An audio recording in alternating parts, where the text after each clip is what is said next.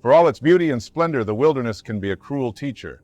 Stranded on a deserted island is a test of human resilience with every comfort taken away. In the silence, you're left alone with your fears and the stark realization that every decision could mean the difference between life and death. The isolation gnaws at your sanity, with no comforting voice to assure you. Hunger gnaws at your insides, a constant reminder that nature doesn't care if you survive. Let's venture back to the unforgiving ocean where survival is earned, not given. This is Outdoor Disasters.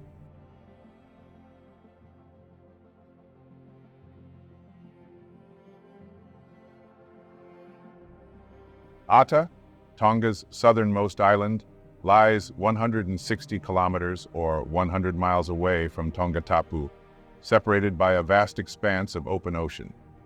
This island's place in history is well established, particularly due to the tragic events of June 1863. The whaling ship Grecian, commanded by Captain Thomas McGrath, anchored off the island's northeastern shore near its only village, Colomale. Many of Ata's residents were lured onto the ship, captured. None ever returned.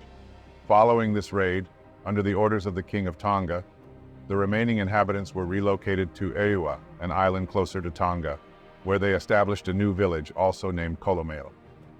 Ata is an isolated and rugged island, a small remnant of a composite volcano at the southern end of the Tofua volcanic arc. The village of Colomale was built on the rim of the upper plateau, accessible only by a steep trail that ascends more than 100 meters from the beach.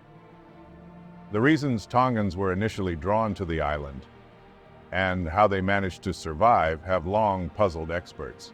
However, the Atans did survive and thrive, as evidenced by accounts from 1863, traditional histories, and the island's archaeological record.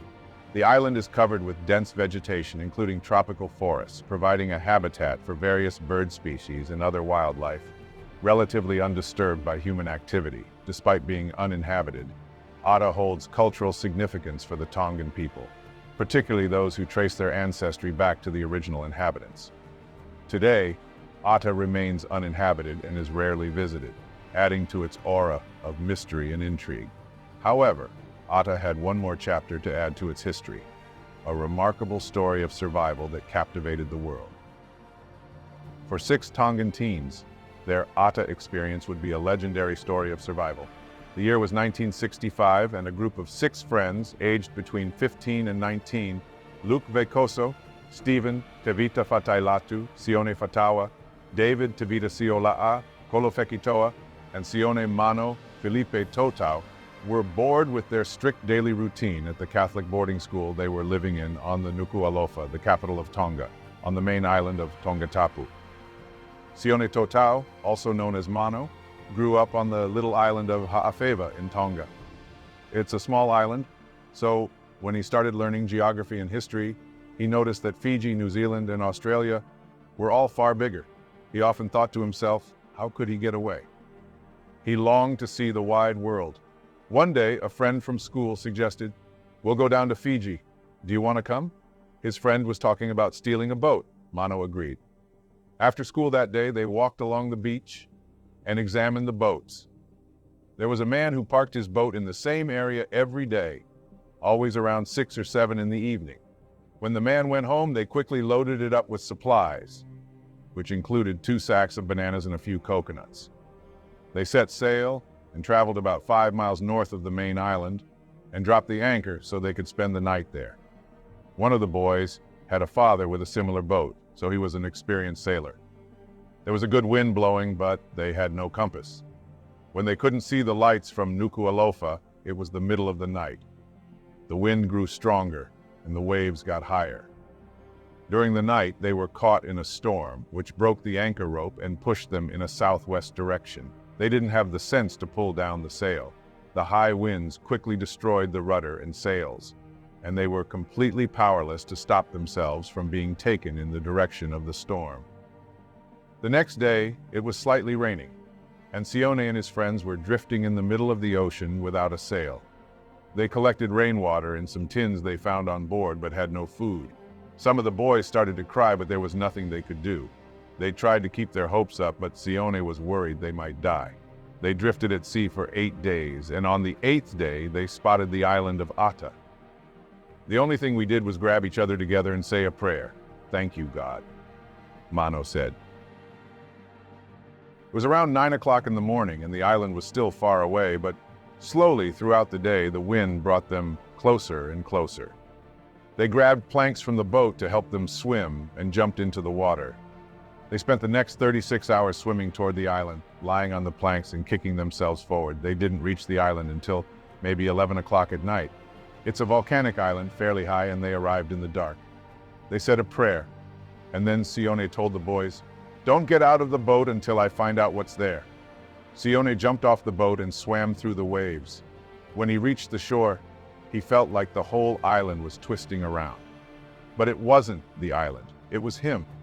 Everything was spinning after 8 days without food or water. The island was completely uninhabited with no one around to help them.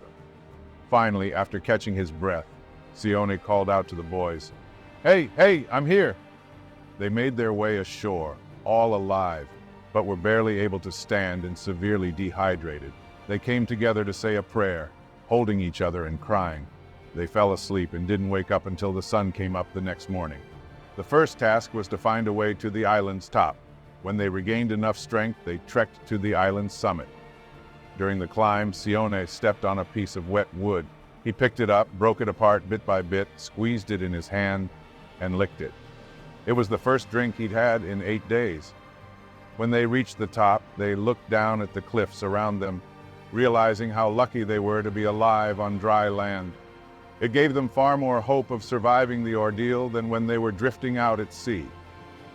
At the summit, they found a clay pot, a machete, and chickens, all left behind by a small Tongan community that lived on Ata, before being ripped from their home by slave traders a century earlier.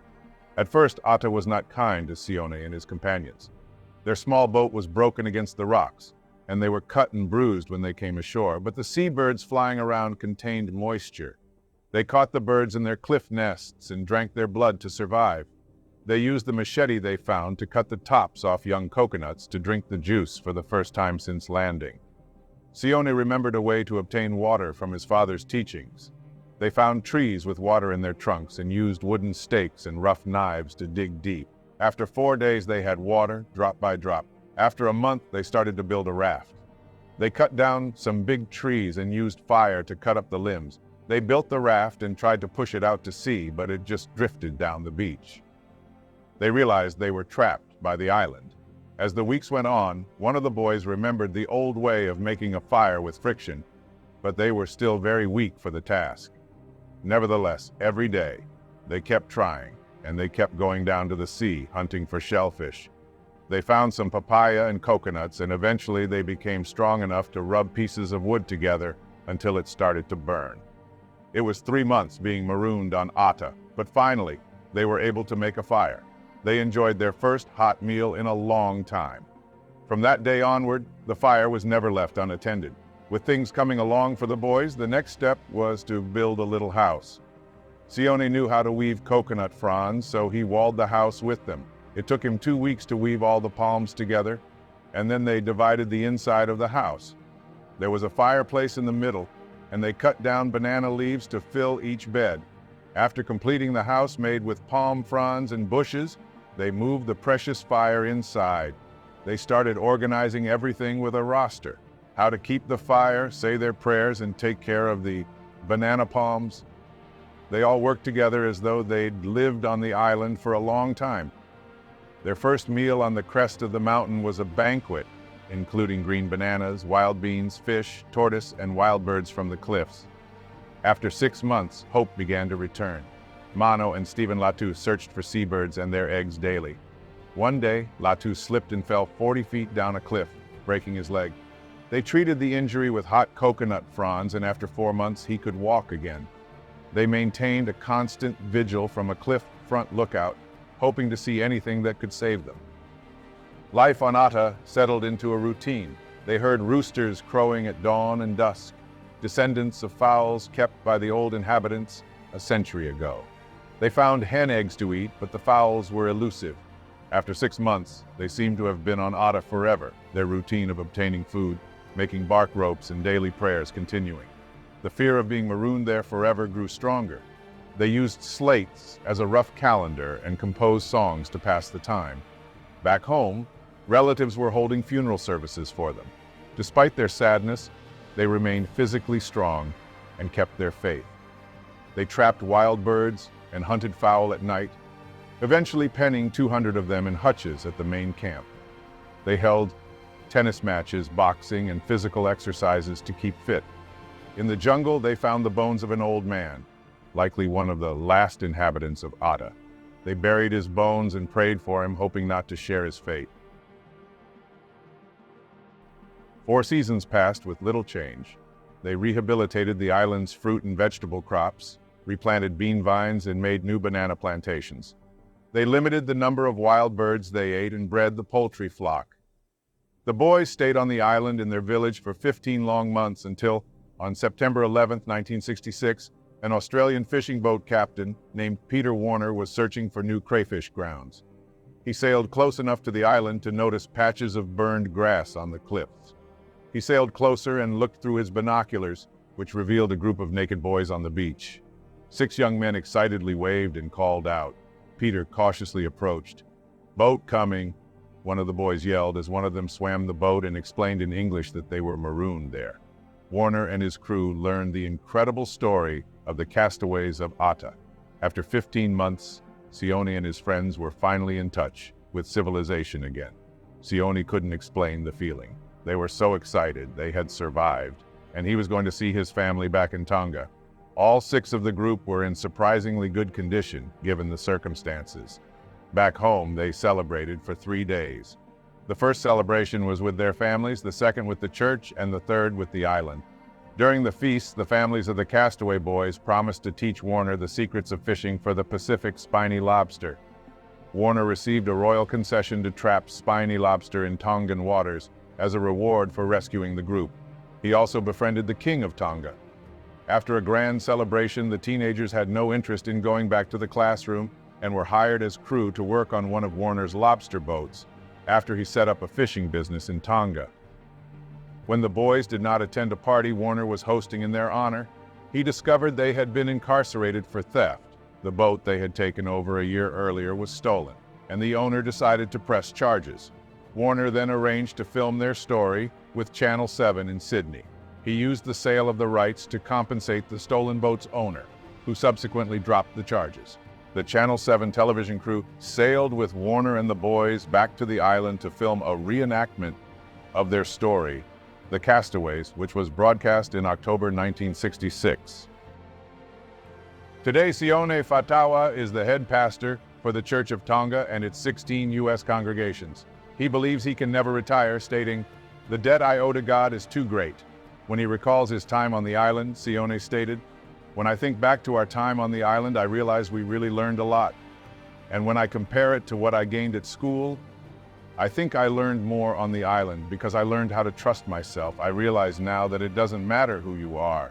It doesn't matter what color you are, what race, or anything like that. Because if you're in a real problem, you will eventually see what you need to do to survive."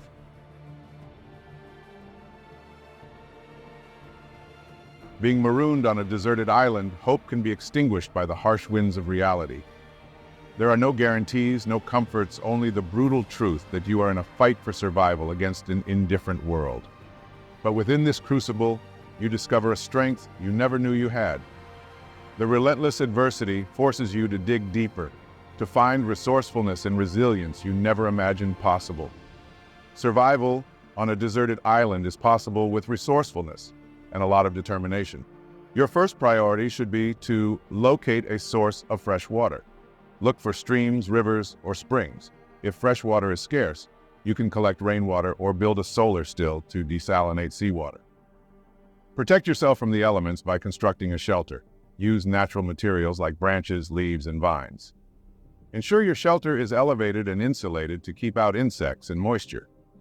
Look for edible plants, fruits, and berries, but be cautious of toxic varieties. Fishing and trapping small animals can provide protein. Learn basic fishing techniques and make simple traps. Fire is crucial for warmth, cooking, and signaling. Use dry wood and kindling to start a fire. Practice different fire starting methods like using a magnifying glass, friction, or a battery and steel wool. Maintaining a positive mindset is crucial. Stress and panic can lead to poor decisions. Stay calm, think logically, and prioritize tasks. Be resourceful with the materials around you. Coconut shells can be used as containers and vines can serve as rope. Make the most of what you find. Be aware of the wildlife on the island. Avoid venomous snakes, insects, and any animals that pose a threat. Learn to identify and steer clear of potentially dangerous creatures. Avoid unnecessary exertion. Plan your tasks to maximize efficiency and reduce energy expenditure. Rest when you can to preserve your strength. Keep yourself clean to prevent illness. Wash regularly with fresh water and avoid drinking contaminated water. Cook food thoroughly to kill any pathogens. By following these tips, you can increase your chances of surviving an outdoor disaster.